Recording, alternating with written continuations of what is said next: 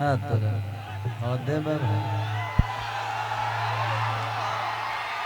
सब लोग बैठ जाओ, सब लोग तो नहीं, खाली कर दियो स्टेजवा, खाली कर दे लो, स्टेज खाली कर दे लो। हो गए फोटो तो हो गए। स्टेज को खाली कीजिए आप लोग, सभी लोगों से गुजारिश है स्टेज को खाली करें, कोई आदमी स्टेज पर नहीं रहेगा, खाली कीजिए। बाबू हमारे नन्हे मुन्ने कलाकार छोटे अनुज बैठ जाइए। हाय हाउ आर यू सब होगा, बैठ जाइए। सबसे पहले तो हो गए डाउट। सबसे पहले हमारा तरफ से हमारे भाई मुकेश जी के नए जिंदगी की शुरुआत खातिर ढेर सारा शुभकामना। कि रिश्ता हमने के आज से ना बल्कि आज 10-15 साल से मैं एक दूसरे के प्रेम में, एक दूसरे के हमेशा से व्यवहार में, जरूरत में आदमी हमेशा खड़ा रहल बा। और इनकी जिंदगी की सबसे बेहतर फैसला पहले एक थे, आज की बात से दो हो जाएंगे। तो हमारे तरफ से इस पूरे परिवार को, जिस परिवार का मैं भी एक हिस्सा हूं, और मेरे पूरे भोजपुरी समाज की तरफ से भाई अपने मुकेश जी को इस नई जिंदगी के लिए ढेर सारी शुभकामना। बाकी रहुआ सबे इतना प्यार और आशीर्वाद हमेशा से हमके दिले वाली। प्रयास करेला आदमी अपना कला से, अपना काम से, अपना मेहनत से रहुआ सबके हर वो खुशी के हम अपन खुशी बना के, वो दुख के अपन दुख बना के, उससे हमेशा रहुआ सबके आशीर्वाद और प्यार लेते रहिए। बाकी जे भी अपन सभे अपने बाय में केहू गैर बा ना, लेकिन हम चाहते हैं कि अपने लोगों अपने कमवा खराब करता, तो थोड़ा सा पीछे हो जा लोग, तनी हट जाएंगे। पब्लिक से ज्यादा तो कलाकार आए बड़े, सबके अपन अपन मौका मिलेगी चाहिए। हट जाएंगे, बैठ जा के नहीं बंटी, नहीं सभी लोग हट जाए। देख ला अपन एंकर साहब के लेके कहीं बैठ जा। आप लोग इंस्ट्रूमेंट को थोड़ा सा देखने दीजिए। हाँ। पाठक बाबा प्रणाम, हट जाइए। आप भी आ गए हैं, चलिए थैंक यू। थोड़ा सा इधर से भी बैठा दीजिए। बैठ बैठ। अरे कोनो कार्यक्रम करे आइल बनी, हम आइल बनी न्योता में अपने भाई के यहाँ, तब थोड़ा सा सबके एंजॉय करे के बाद, सबकर हक बा। बैठ जाइए सुमित बाबा बैठ जाइए ना। हाँ न तो केहू आई रुआ, प्रतिष्ठित आदमी है, इतने प्यारे आदमी है आप। अब केहू बाउंसर आई उठा के उन्हें फेंक फाक दी तो एक सम्मान है ना आपका। चलिए आज पावन धरती पर गोपालगंज में एगो दिन रहे जो कहियो हम मोहम्मदपुर मोड़ होके चाहे गोपालगंज होके झंडा के मेला में अपना केसर के प्रचार करे कर दिया होता है। लेकिन आप सबके प्यार और आशीर्वाद और स्नेह इतना ज्यादा मिला कि एगो लड़का पोस्टर चिपकावे वाला आदमी के वो लोग इतना प्यार देने की आज दुनिया खेसरिया के पोस्टर चिपकावता। तो एक खुशी होला और गर्व भी होला खुद से कि हम ऐसा सारण के हैं, जहाँ पे छपरा सिवान गोपालगंज में इतना प्यार अपने बेटा के। कलाकार की कोनो जात तो होला ना, कलाकार तो निष्पक्ष होला, वो सबके होला, हर वर्ग के लोग खेसारी के इतना बड़ा कैले बा। हम हो सकेला कि यादव कुल में पैदा जरूर भैनी, बट हमें लगला कि हमार पूरा परिवार हमारा अपन हो और हम सबके हैं। आई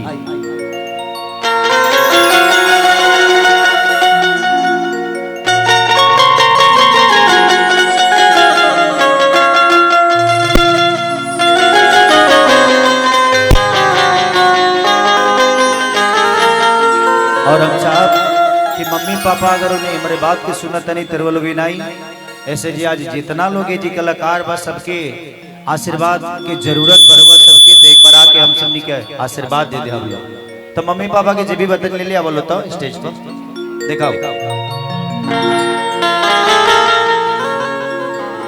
जे भी कलाकार बा सबके दिल से प्रणाम कि आप लोगों ने मेरे भाई के लिए अपना वक्त और अपने कला का प्रदर्शन किया यहाँ पे, उसके लिए सबको दिल से धन्यवाद। और हमारे असगर भाई की टीम बहुत पुराने हमारे पाठक बाबा यहाँ पे हैं। कहा पैसा है का? अच्छा दे दो। Thank you thank you thank you thank you thank you love you भैया love you। अरे बाद में बतिया ले हल्दी दोनों भाई आए भैया के बैठावा के लिए कुर्सी देके होने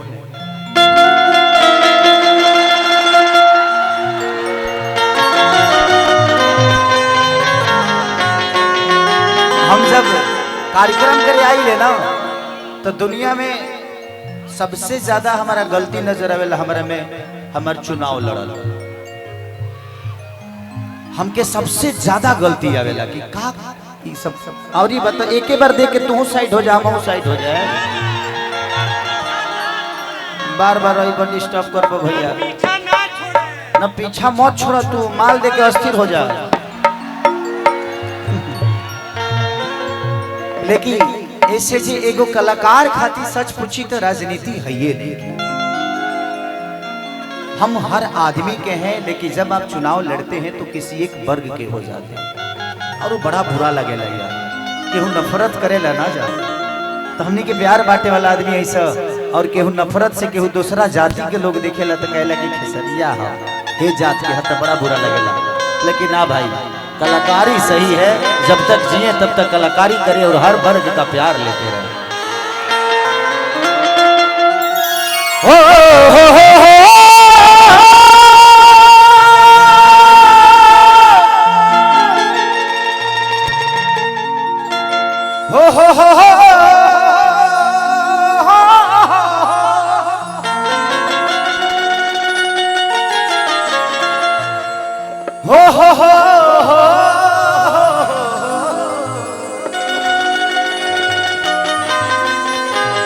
ला ला ला ला ला ला ला ला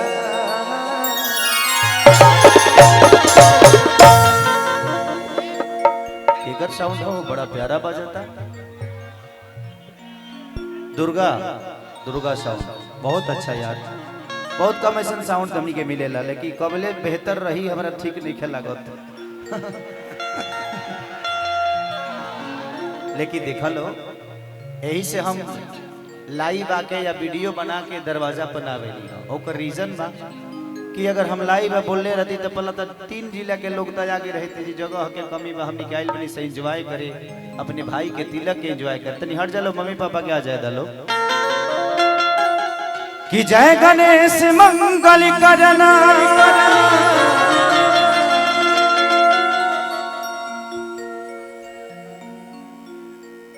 विघ्न हरो गणिरा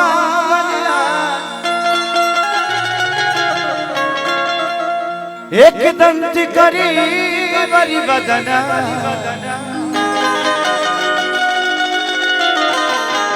सीधे करो ममका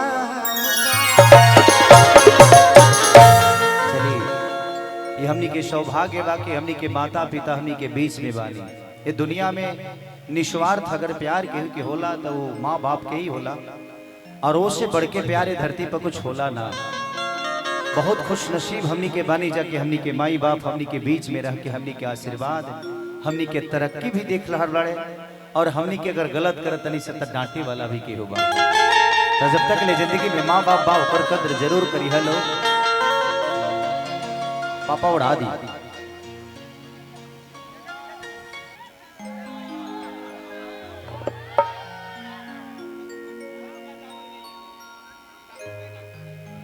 का हो अच्छा आशीर्वादे हो आशीर्वादे हो इतना आशीर्वाद मिले तो हमरा तो डर लम अगर ये लागो रही तो हम अपना मौगियों के ले लाई रहती 2-4 थन गहना लेके चल जाते जी से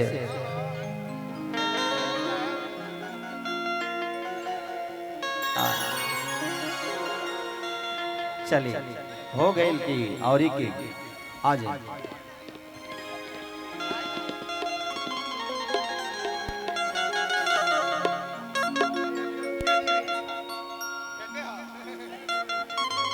थैंक यू सर अच्छा आज सभी परिवार के बाद और थैंक यू और पापा जी को भी ढेर सारी शुभकामना कि आज से बेटा आपका पूरा नहीं आधा हो गया तो इनको आशीर्वाद से हमेशा नवाजिएगा ताकि अपने जीवन में विवाहित जिंदगी को बेहतर तरीके से लेकर चले।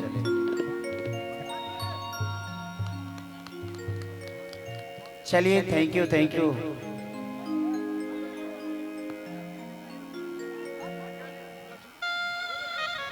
हो गए? क्या हो गया? अरे वाह, अच्छा अच्छा अच्छा।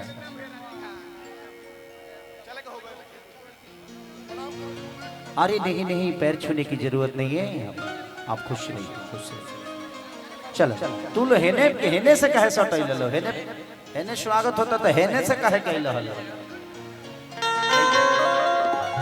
Thank you, thank you, thank you. बाकी लोग के पीछे करो।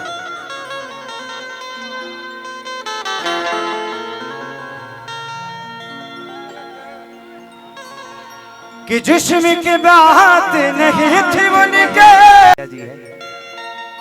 देखिए, बनना बिगड़ना लोग कहते हैं ना कि भगवान के हाथ में होता है। भगवान के हाथ में कुछ होता ही नहीं है, हमारे हाथ में होता है कि हम चलना कैसे चाहते हैं। रास्ते सबके लिए बराबर होता है। उसी स्कूल में पढ़कर कोई आईपीएस अफसर बन जाता है और कोई चपरासी तक नहीं बनता है, तो ये गलती उस स्कूल की और उस मास्टर की नहीं, बल्कि उस चपरासी बनने वाले की है कि उसने उतनी पढ़ाई ही नहीं की। तो जिंदगी है, ऊपर नीचा चीजें होती रहती है। किसी दिन वक्त था कि मैं राधे श्याम रसिया जी का पैर दबाया करता था, उनके लिए खाना भी बनाया हो, बट वो बड़े भाई के तौर पे हमेशा से उन्होंने मुझे प्यार दिया है और वो सम्मानित है मेरे लिए, आजीवन रहेंगे वो। समय है, बदलता है। एक पैर दबाने वाला बच्चा कहां से कहां गया, इसमें मेरा योगदान नहीं, बल्कि मैंने प्रयास की। गरीब था, अमीर बनने की शौक पाल ली, इसीलिए शायद इतना बड़ा हो गया। तो जिंदगी में गरीब पैदा होना तो फक्र से कहना कि भगवान अगले जन्म मुझे गरीब ही पैदा करना, ये दुर्भाग्य नहीं, ये सौभाग्य है कि तुम्हें भगवान ने मौका दिया है अमीर बनने के लिए। कि तहरा बिना सब जनी मत हेलो, दो तीन जनी आवलो, ऐसे जे स्टेज पर हमके लागत है कि बहुत सारे कलाकार हैं। और मैं चाहूंगा हाँ, सभी लोग नहीं, चार चार लोग करके आ करिश्मा, जाएंगे। सानिया और तानिया, सभी लोग, डॉली सिंह, आप लोग आप लोग आ जाओ। करिश्मा अरे जी, अरे मैं जिसका नाम अनाउंस करूंगा वही जाएगा। 12 पर सबके साथ कर लूंगा मैं, में कोई है, लेकिन ज्यादा भीड़ होगा तो कंफर्टेबल भी नहीं हो पाएंगे ना हम लोग। अच्छा, क्या नाम है आपका?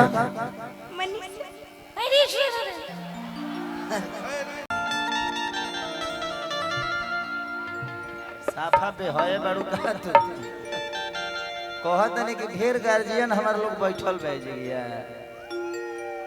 अच्छा, वहाँ लोग के क्या लगे कि खेसरिया सच में खत्म होगा? हाँ, खत्म हो, लेकिन अपना गार्जियन लोग के बीच में आदमी रहेला तो सम्मान तो बा ना सबके। यहाँ के परिचय 100 टकिया देवे वाला आदमी के परिचय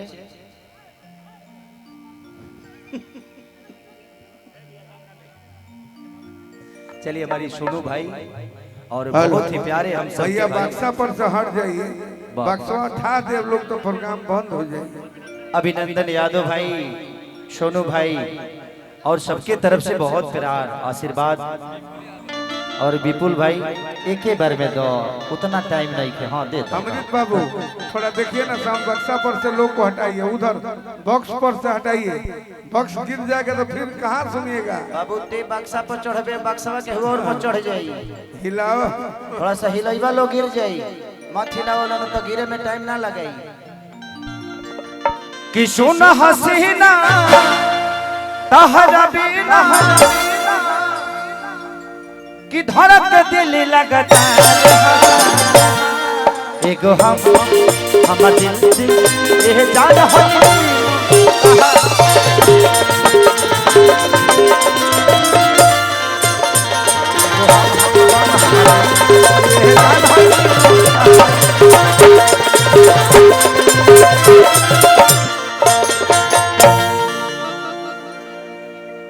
पेट्रोल जवानी गोरिया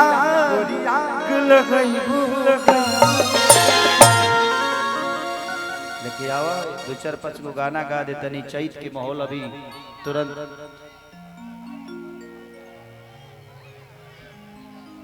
ना माने वायरल हो जाइयो। सॉरी बेटा, किसी दिन चौरा में मिलो मेरे से। मान जाओ मान जाओ।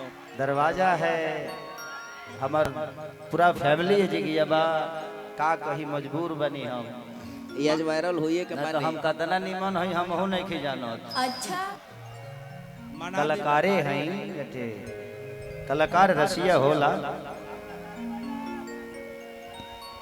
औरत कहती है कि टूट जाही राजा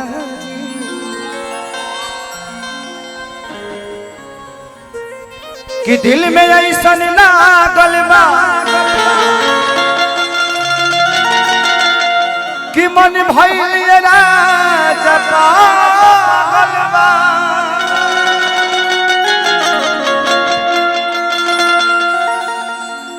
कि बढ़ता बेचैनी। कहाँ हाथ लगाती है रे देखो आज चाहे तेरे सांप निकल के डस ले कि दिल में बढ़ता बेचैनी कि मन होता हमारो पागल इतना प्यार करेला हमसे रहिले तोहसे भागल जे कि छीटा जवानी के उड़े दबे अरे मनवा से मनवा के जुड़े दबे कि तनी सूट द चदरिया तान के अरे तान के हाँ हाँ तान के कि टूट जाही राजा। आप सारे लोग गोपालगंज से ही हो? गोपालगंज से। गोपालगंज आजकल खदान हो गइल बा का होय तनी के। तू मोतिहारी से आइल बड़ू यूपी से। एक बार तनी दे हाथ बचई हलो ई जिला ठीक ना हो।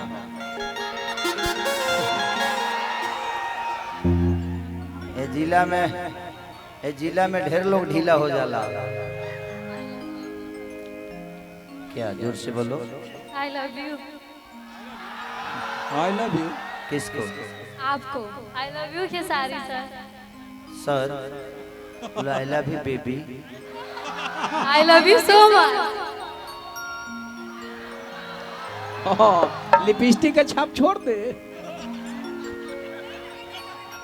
मत लगई है ये कपड़वा पहन के मुंबई जाए के बाद। अच्छा घरे धोआ जाई। देखिए होता है जिंदगी में।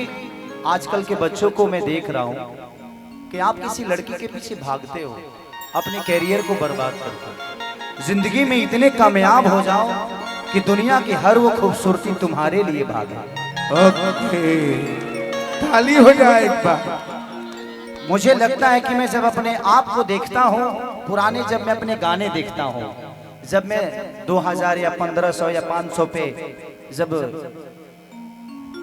दुगोला गाता था, जिस तरह हमारे अरविंद सिंह अभियंता जी, हमारे लंगड़ व्यास जो कि जितेंद्र जी बहुत प्यारे इंसान मेरे बड़े भाई की तरह थे, रामाशंकर चचा या विजेंद्र गिरी बाबा, ये इन लोगों की तरह मैं भी दुगोला गाने वाला कलाकार था। लेकिन मैंने पीछे कुछ नहीं देखा, बस पीछे उस रिश्ते को देखा जिस रिश्तों ने मुझे हमेशा से अपना बेटा और अपना समझ के मुझे बड़ा किया। और आज भी मेरे रिश्ते किसी से खराब नहीं है, सबसे उतना ही कुशल है जब पहले थे। और मैंने अपने आप को मैं देखता हूं ना तो मैंने ये खेसरिया रहे कार्य, लेकिन आज मैं खुद को देखता हूं तो कहता यार मैं वो था, ये सही है कि वो सही था। तो लगता है कि नहीं, अपने आप को बदल दो। परिवर्तन जब तक अपने आप में नहीं लाओगे दुनिया तुम्हें बदलने की कोशिश नहीं करेगी। बदलो। किसी के पीछे भागो मत। भागना है तो अपने आप को बड़ा करने के लिए भागो। दुनिया की मैं वादा करता हूँ, दुनिया की खूबसूरत से खूबसूरत इंसान हो या लड़की हो या कोई कद हो या पद हो, जाने वाला चांद पे चला जाता है, हमें गोपालगंज जाने के लिए सवारी की जरूरत पड़ती है। ये हमारी गलती है। अरे माई रे, ते पीछवा रह तरियागवा रह आगावा, ते आगा के पैसेंजर बड़ी, ते पीछा मत रहो, पीछा कुछ ना मिली बाबू। आगे बहुत सारा खजाना बा, 3 थान गहना बा। तो ये जिंदगी है। तो आज के बच्चों के लिए मैं बस यही कहना चाहता हूँ कि मैं कुछ नहीं था, कुछ बनाना, कुछ बनो, बन जाओ। बन जाओगे ना तो अपने आप पे दुनिया अपना लेगी। बनो, अपने आप पे मेहनत करो, अपने कैरियर पे मेहनत करो। उससे भला सिर्फ आपका नहीं बल्कि आपके समाज का भी है, आपके गार्जियन का भी है, आपके गांव का भी है, आपके जिला का भी है और आपके शहर का भी है। तो विकास खुद का करो। कि छीटा जवानी के बुढ़े दबो, मनवा से मनवा के जुड़े दबो। कि तनी सूत चदरिया तान के, अरे तान के, हा तान के। 1 2 3 4।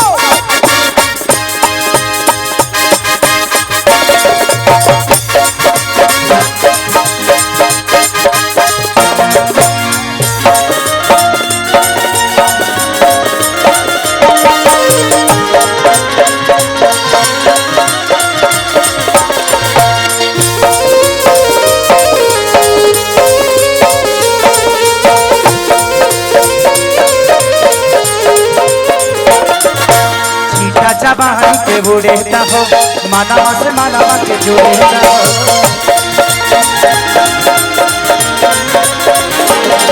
अरे छीटा जवानी के बुढ़े हो, मानवा के मानवा से जुड़े हो। अरे तू तो न चदारिया तान के, तान के, अरे तान कि टूट जाही राजा जी,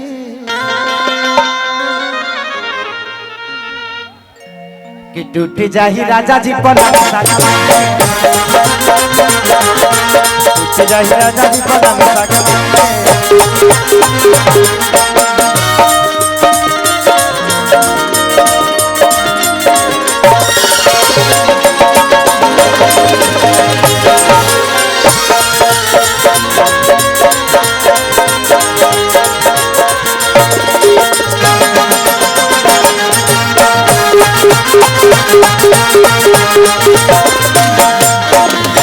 चलिए, बहुत बहुत धन्यवाद। हमारे बीच में हमारे आदरणीय पवन बाबा जी, जो कि बहुत सारे गाने मेरे लिए लिखे भी हैं, हमारे गांव से भी हैं। और हम दोनों, मैं इन्हीं के मंटेसरी में पढ़ा था। इनके गांव में एक इनका अपना मंटेसरी है, उसी में इनकी मम्मी और पापा ने मुझे भी पढ़ाया है। और हम सबके बड़े भाई नितेश त्रिवेदी जी, जो कि आज पूरे बिहार को एक ऐसा नेतृत्व मिल रहा है, ऐसा एक प्यारा इंसान और इतनी प्यारी सोच। अगर हर, ये हमसे छोटे तो हैं मुझे पता है, बट प्रतिभा अगर आपके अंदर हो ना तो आप बड़े से बड़े आदमी को छोटा कर जाते हो। तो इनके अंदर बहुत प्रतिभा है। इधर आइए, मैं चाहता हूं कि बाबा के लिए जोरदार हल्ला करिए आप लोग सभी लोग। और ये है महाराजगंज से, बट जब आप अपने पूरे बिहार के बच्चों का भविष्य अपने दिल में और अपने दिमाग में पाल लेते हो ना, तो आप सिर्फ एक गांव और एक जिला के नहीं बल्कि पूरे बिहार के हो जाते हो। तो इनके दिल में हमारे पूरे बिहार का भविष्य, बच्चों का भविष्य, बच्चों की बेहतर चीजों के लिए बेचारे संघर्ष कर रहे हैं। मैं चाहता हूं कि हम सबका इनका आशीर्वाद और इनको साथ और इनकी सहयोग की जरूरत है। बिल्कुल हम सब इनके साथ हैं और आजीवन जब जरूरत पड़ेगी आपका भाई हमेशा आपके साथ है बाबा। Thank you, thank you. एक कुर्सी ला दो बाबा के लिए, बैठाओ बैठाओ बाबा को, एक कुर्सी दो, एक कुर्सी ला दो बाबा को, बैठाओ। भाई भाई भाई होते रही बाद में फोटो वोटो के तब है, आप लोग दिल में छप गए हैं। फोटो काहे के लिए लेगा, मोबाइल भर खाती बैठा दीजिए, बैठ जाइए, सब लोग बैठ जाइए। मंच पे जो भी एक्स्ट्रा लोग हैं प्लीज सबसे पहले आप लोग नीचे उतरिए तो। हाँ नहीं, फालतू कोई नहीं है, सब लोग अपने हैं, बट इस माहौल को बेहतर करना है तो अपना घर है और इस घर के फंक्शन को बेहतर करना है तो हमको खुद ही अपनी चीजों को समझना पड़ेगा। यहाँ बड़ा कोई नहीं है, छोटा कोई नहीं है, सब लोग अपने ही हैं। एने साउंड नीतीश बाबा को बैठा दीजिए। तो पा गोइल बा बक्स कितनी सोचत छतारी यहाँ कहानी के, अरे कहानी के टूट जाही राजा जी, अरे टूट जाही राजा जी पलंग सगला के, टूट जाही राजा जी पलंग सगला के।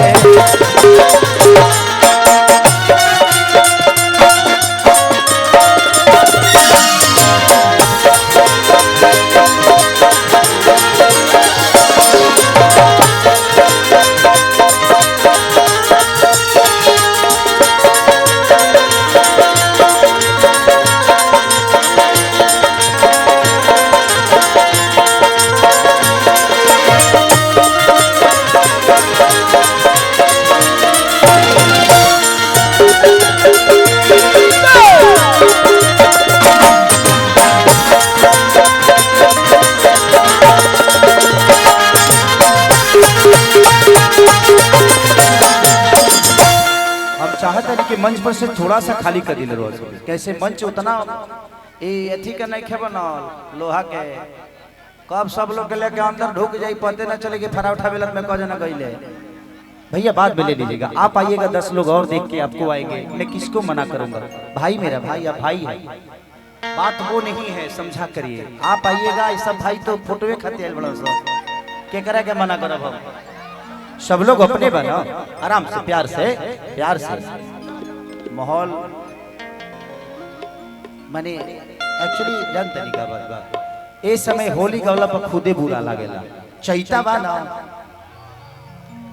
कि घाम लागता जे घाम लागता।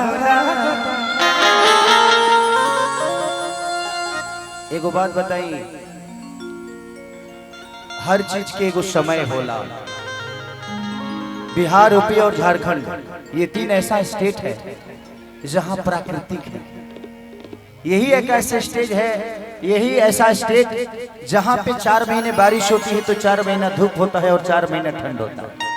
बाकी आप किसी स्टेट में चले जाइए आपको ये आनंद नहीं मिलेगा, क्योंकि भगवान कृष्ण को भी आना होता है तो यूपी में ही आते हैं, भगवान राम को भी आना होता है तो यूपी में ही आते हैं, माँ सीता को भी आना होता है तो बिहार में आती है, क्योंकि यहाँ संस्कार है, यहाँ संस्कार को सर्वोपरि रखा जाता है, ये दुनिया का दस्तूर है। आजकल लोग लड़ते हैं, मैं भी बहुत बोलता था पहले, मुझे लगा, मैं आजकल ओशो को बहुत सुनता हूँ, ओशो को भी सुनता हूँ और गीता के कुछ शब्दों को सुनता हूँ, तो मुझे लगता है ना कि शांति बहुत बड़ी ताकत है, आपको शांत रहना सीखना चाहिए, झगड़ने से कुछ मिलता नहीं है, 2 बातें बर्दाश्त कर लोगे तो उतना ही देर सही रहेगा, नहीं करोगे पता चल नहीं कि उस गुस्से का परिणाम कितना बुरा हो जाएगा, तो बर्दाश्त कर लो। एक बाद हम चैता गाए, ठीक बा, 2-3 गो और गाना गाए, बहुत सारे कलाकार आए बोलो, सबके भी थोड़ा थोड़ा मौका, हमारी घर है और मुकेश समझिए कि अगर टाइम मिली तो शायद गुरहथी हमारे करे के परी, लेकिन शायद हम रहब ना जाए, एगो बाहर थोड़ा सा शोभा हमारो करे खातिर कि देखा ना कटन के, अरे कपड़ा सटन के चदरा बिछा दिहनी, बोला माझी ही मन दिखना दिहनी, पलंग पर झूला झूला दिहनी।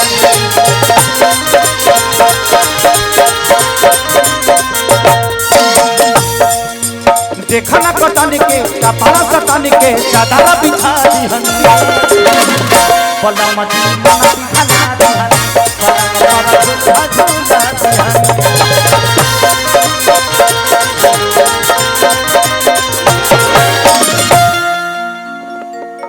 कि परियार बट बेदिया बफान के,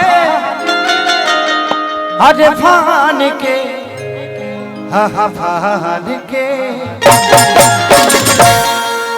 पहले हम लड़कियों को बहुत तंग करते थे स्टेज पे।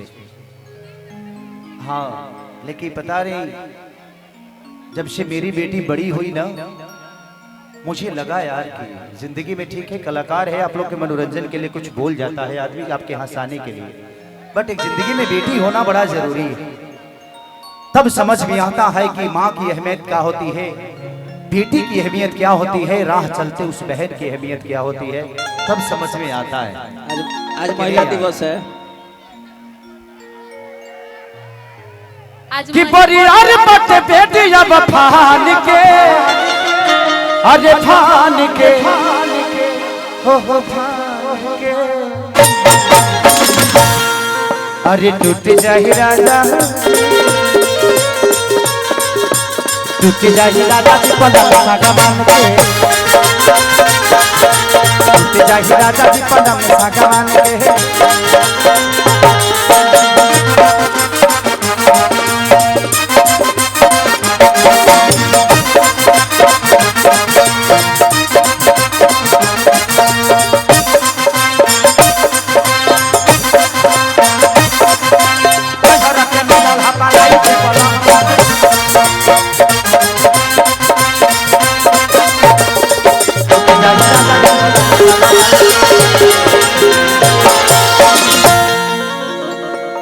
कि बढ़ता बेशरमी,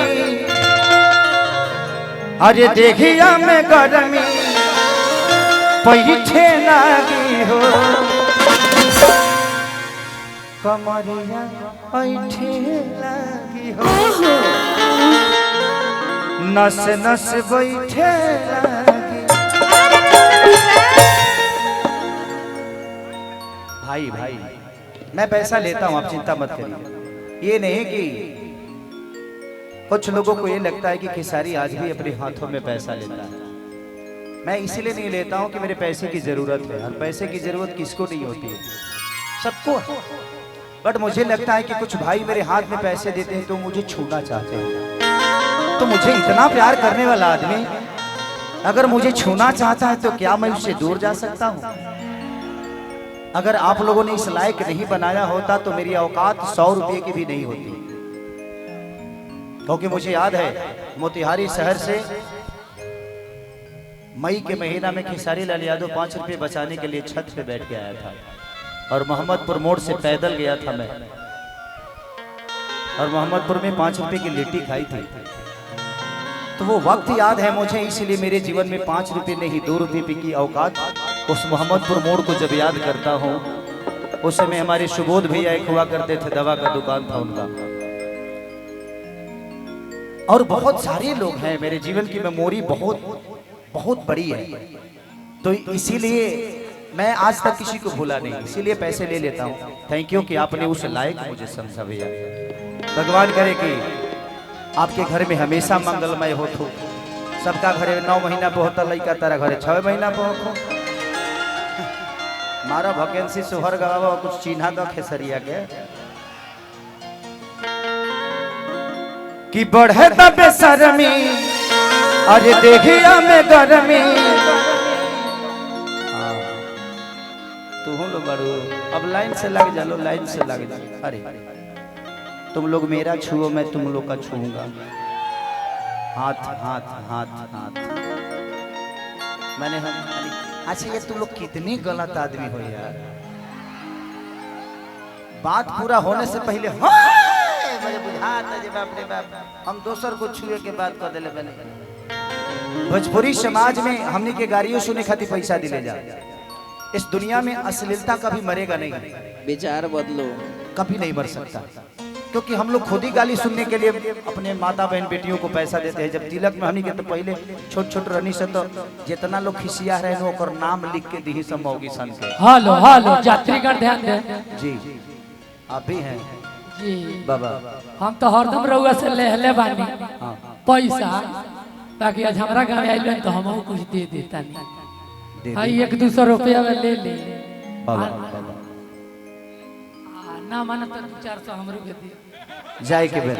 आप हमेशा से सम्मानित रहे हैं मेरे जीवन में। बहुत अच्छा ये नाल वादक है, और आप लोगों ने मैं जब घाम लागता या जितने भी मैं झलकुटन का गाना किया था सिंह लइका नियम सुजल 0066 जब लगाओ तबे बहुत बाबा। और बाबा सनीचरा बाजार से ना, सनीचरी बाजार, वहाँ पे मैं गाया हूँ। काली बाबा के गांव है शायद, बड़कू तिवारी जी के, बड़कू तिवारी जी, तो उनके यहाँ गाया था मैं बहुत पहले। दशहरा का शो था ना 2011-12 के बाद, झंडा में बाबा। मैं भूला कुछ नहीं हूँ, बस आना जाना कम हो गया है, बट आज भी उस परिवार के लिए, इन लोगों के लिए मुझे लगता है कि इसमें से अब चेहरा से तो मैं जानूं, मैं चेहरा से पहचान सकता हूँ, नाम से किसी को कम जान पाऊंगा, क्योंकि बहुत सारे जीवन में नाम जुड़ गए।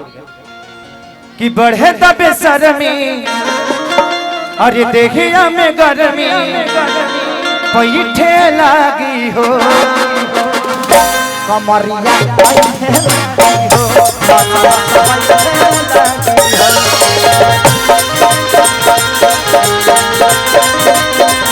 कमरिया पैठे लागी हो, सब पैठे लागी हो।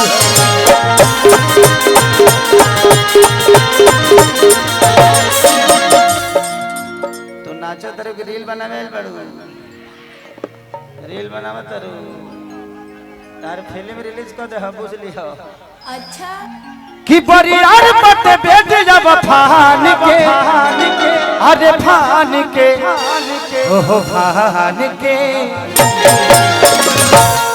कि टूट जाही राजा जी, कि टूट जाही राजा,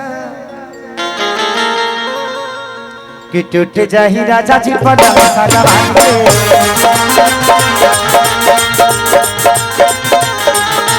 टूट जाही राजा जी पलंग सागवान।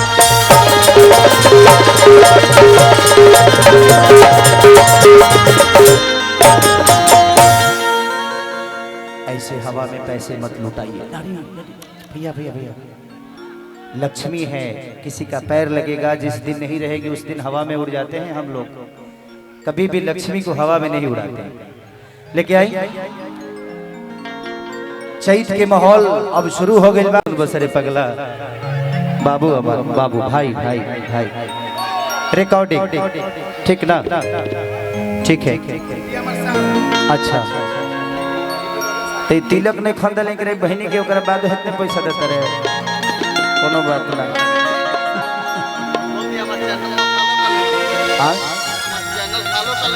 हाँ ई जहिया निहुरस ना, इकर बेल आइकन दबा दी हस बाबू, इकर चैनल सब्सक्राइब कर दो, जैसे निहुरत रहे भाई। हमारे बात रह दे लो, आप एंजॉय कर लो बाबू, पैसा की जरूरत नहीं है, तुला आशीर्वाद द, प्यार द बस। अच्छा अच्छा हमारा हाथ में दी, हमारा हाथ में दी भाई। अब देख लो, यही से दिक्कत बा, बड़ा बदतमीज भाई बड़ा तू। हट ना रे रे रे मौसी, हट है ने हट, खाली फोटो में खींचबे, काम करे दे। चलिए, चाहते रहे कि बहुत सारे हमारे गार्जियन लोग बैठे हैं, तो आज भी मेरे पुराने गाने जो मैं झलकुटन में गाया करता था, वो इन लोगों को बहुत ज्यादा पसंद है।